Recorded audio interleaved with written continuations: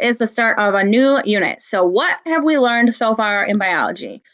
We began our exploration of biology by observing biodiversity and how it has changed over time. So remember, biodiversity is bio meaning life, diversity meaning different, and so it's the different forms of life in a specific area. Then we observe that population sizes of some species have fluctuated. Remember those increases and decreases of the wolf and the moose population, and we figured out some causes for that. So like disease, predator-prey relationships, we talked about weather, food, and just overall health of the individual. Is it possible that these two ideas are connected? So can changes in a population size play a role in how a specific species changes over time? So that's kind of what we're going to be looking at. I want you to ponder that, and we're going to see if it can or if it's not related. So we are going to start out this unit with 3 interesting stories. So I'm going to give you 3 examples of species or living things, and we're going to talk about them, each of them individually. We're going to start with the story of the peppered moth. So around 1850, there was this moth. There's the picture of it. It was mostly speckled, and the dark form was rare. So see how it's a lighter color with just like spots on it? Like if you had to guess its base color, it'd probably be white. And then there were just like kind of dark speckles on it. So they were mostly looking like that on the trees in 1850. Then around 1900, the mostly dark form decided to become the more prevalent one, or the one that everyone saw around, instead of the speckled form. So then the speckled form became rare. So it kind of switched.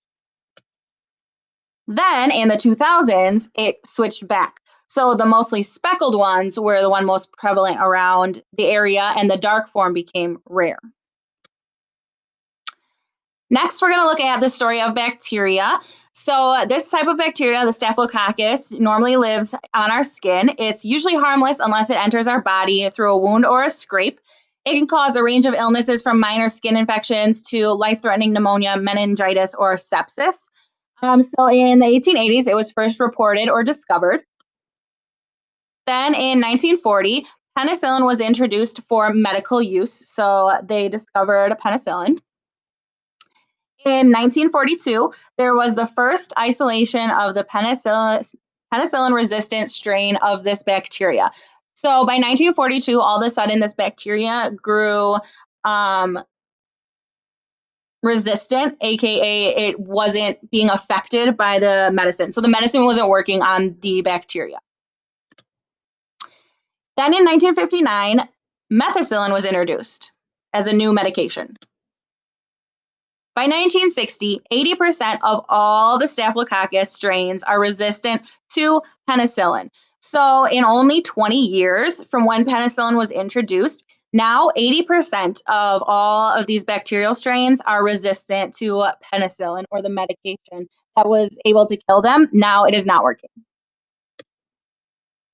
Then by 1961, there was the first report of methicillin-resistant bacteria in the United Kingdom. And by 1968, there was the first outbreak of methicillin-resistant bacteria in the United States at the Boston City Hospital. And now by today, around like the late 2000s, 2010s, methicillin-resistant Staphylococcus strains are widespread, and infections are now difficult to treat. So within the span of 30 years, both penicillin and methicillin were not working on killing these bacteria. The bacteria was able to somehow change or survive the use of these medications that were killing it. And now they are able to fight the medicine, or it just doesn't work on them anymore, aka it's resistant, and the bacteria is able to survive.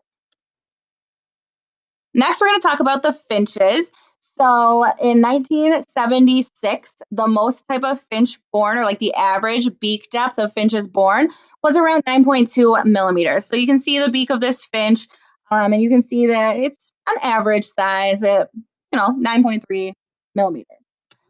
Then in 1978, only 2 years later, the finches that were born had an average beak size of 9.7 millimeters.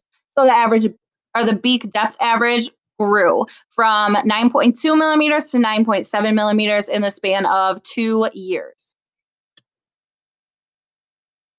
This is just another way to look at it. So if you put the graphs together, you can see that the average shifted. These are called histograms. You will be working on them if you have not already. And it shows the average is like in the middle, and it's showing the average shift from 9.2 to 9.7 millimeters. So in these three stories, we're going to write down what we noticed. So what do these three stories have in common? We're going to take a minute to write this down in our Doodle box A. So I have some ideas, but I'm going to give you guys a few seconds right now to write down your own thoughts. And we're not going to share the partner right now. We'll share in the chat box in a second. But right now, just write down what do those three stories have in common? The peppered moths, the bacteria, and the finches.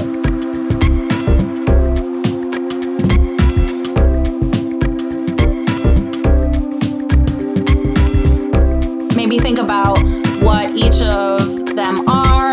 Are they living? Are they not living? What kind of animals or species are they? Just things that they might have in common.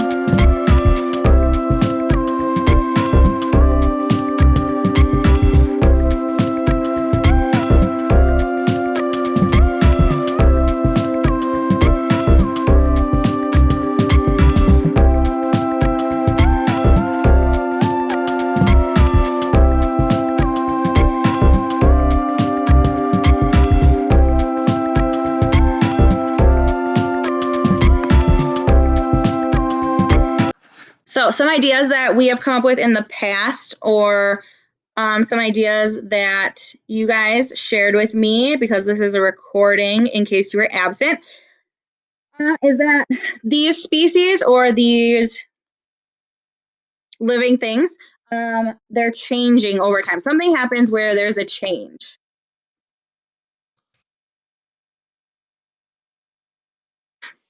Also, I just kind of gave away another one. They're all living things.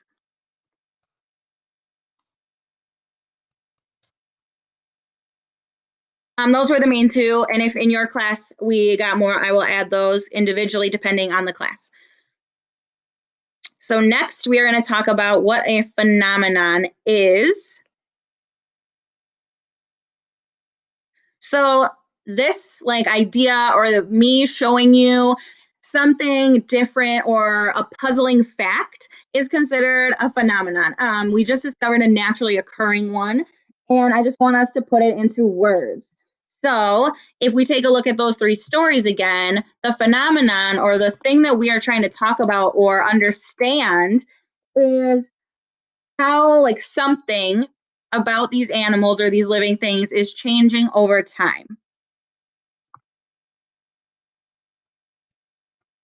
And specifically in this example, we're talking about a trait or a characteristic.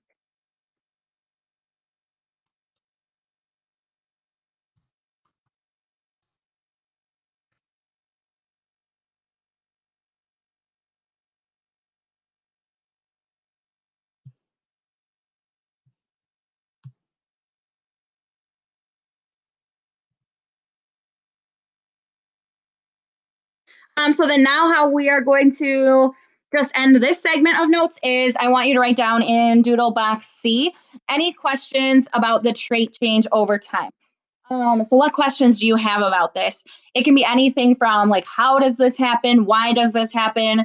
To why is it so fast in the bird beaks? The bird beaks was only 2 years and the bacteria was over 30 years. Anything that you question about the stories, anything that you're wondering, any facts you want to learn. So just fill in 2 or 3 of these questions that you have, and that will be the end of this portion of the notes. So part 1.